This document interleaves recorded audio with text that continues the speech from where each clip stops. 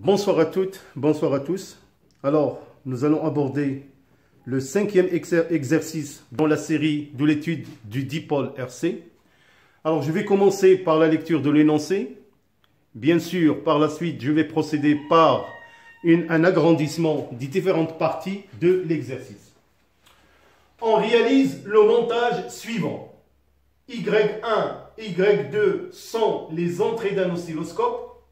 Alors, on a le dispositif suivant, un générateur, un interrupteur, un conducteur ohmique, l'entrée Y1, l'entrée Y2, un condensateur de capacité C. À l'instant t est égal à 0, le condensateur est vide. On ferme K, l'interrupteur. Question petit a. Petit a. Déterminer l'entrée de l'oscilloscope qui mesure la tension UAB. Petit b, que mesure l'entrée Y1? Deuxième question, avec l'un des entrées de l'oscilloscope, on visualise la courbe ci-contre. Donnez l'expression d'Otto, constante du temps, et déterminer graphiquement, et calculer la capacité pour une résistance égale 1000 ohms. Alors donc là je fais un agrandissement, donc on réalise le montage suivant, Y1, Y2, les entrées d'un oscilloscope, donc voir le schéma. À l'instant t est égal à 0, le condensateur est vide, on ferme l'interrupteur K. Alors, 1, petit a, déterminer l'entrée de l'oscilloscope qui mesure UAB. Question petit b, que mesure l'entrée Y1? Question numéro 2. Avec l'un des entrées de l'oscilloscope, on visualise la courbe ci-contre. Donc voilà, vous avez la courbe.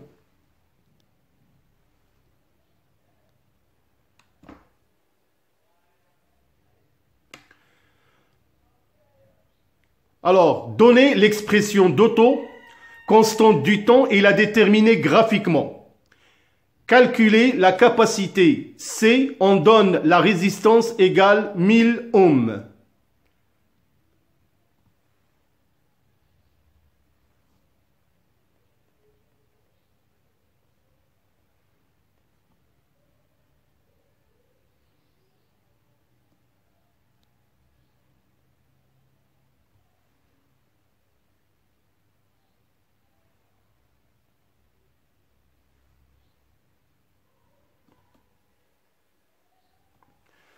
Alors donc, vous faites une deuxième lecture avant de passer bien sûr à la correction.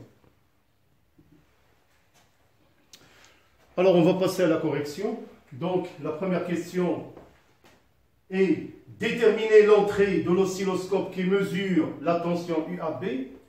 Alors bien sûr, on va fermer l'interrupteur. Donc il y a un courant qui passe dans le sens positif, I positif dans le sens conventionnel. Alors bien sûr, il suffit de voir comment sont branchées les deux entrées de l'oscilloscope dans le circuit en série. Alors on remarque que l'entrée Y1 est bien sûr positionnée entre D et B.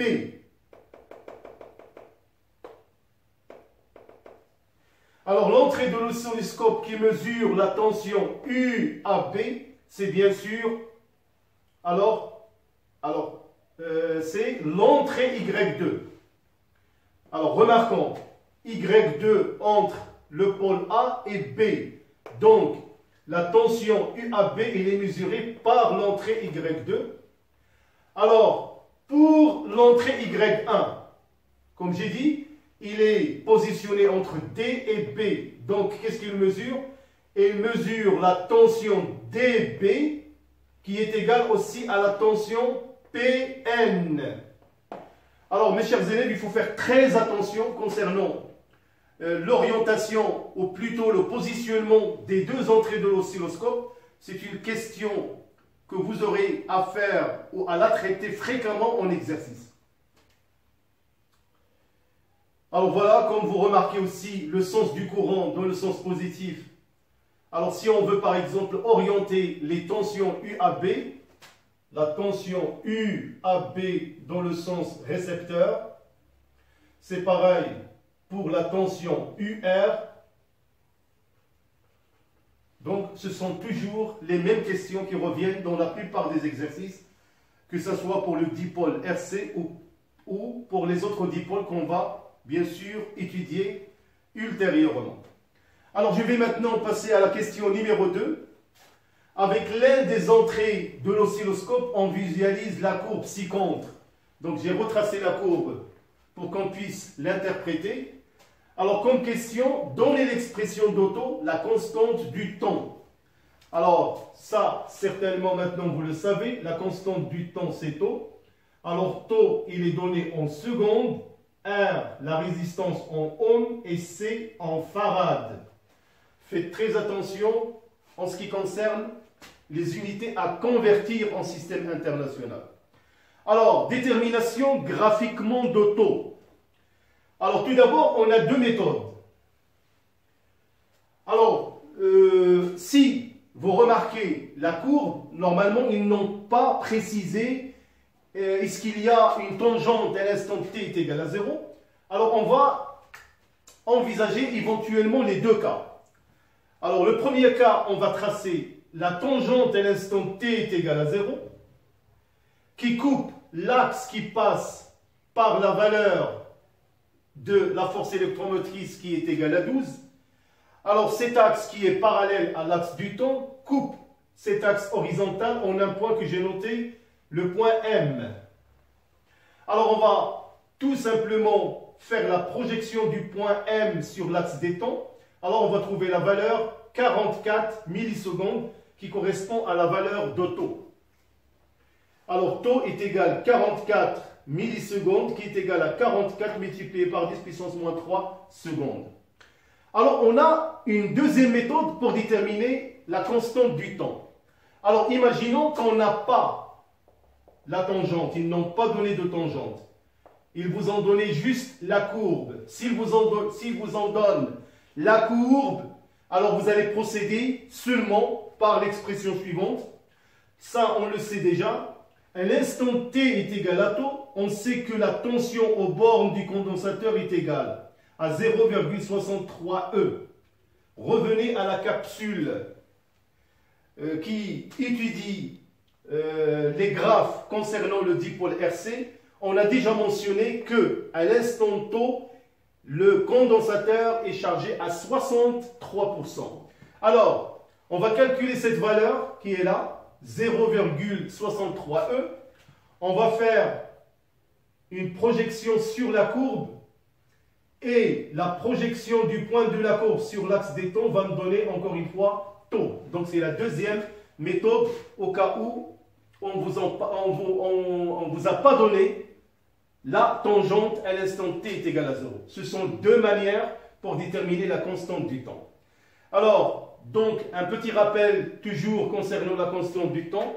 Donc, c'est une durée qui nous renseigne déjà sur le pourcentage de charge du condensateur. Je peux même ajouter de plus que la charge du condensateur est assurée à l'instant 5 tau.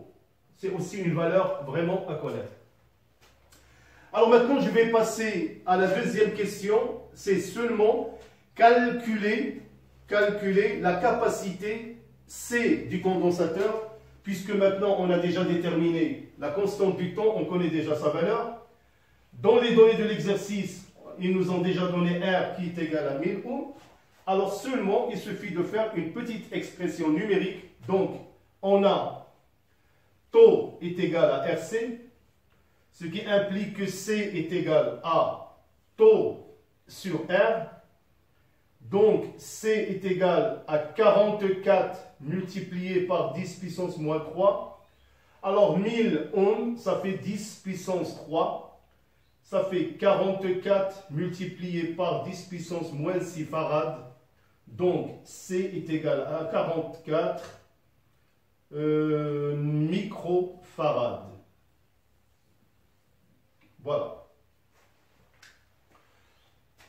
Ben, je crois, mes chers élèves, qu'avec les 5 exercices que j'ai mis à votre disposition, on a un petit peu fait vraiment un tour concernant l'étude du dipôle RC.